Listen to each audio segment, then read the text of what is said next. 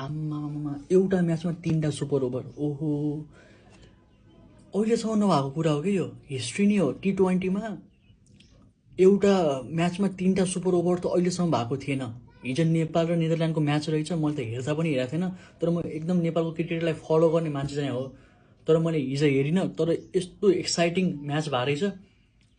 एउटै म्याचमा 3टा super over. आम्मामा त्यो रन चेज गरेर रहेछ सुरुमा नेपालले। 153 को टार्गेट रहेछ, 152 हानेर टाई गरेर रहेछ। लास्टको बल चौका हानेर टाई गरेको। त्यसपछि फर्स्ट सुपर ओभरमा 19 रन हान्यो नेपालले, त्यही पनि त्यो नेदरल्यान्डले टाई गर्यो।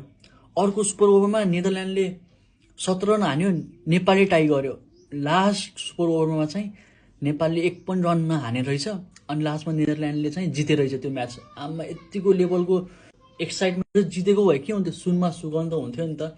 राम्रो गेम, एकदम म त एकदम ह्याप्पी छु नेपालको यो गेमको लागि लिएर।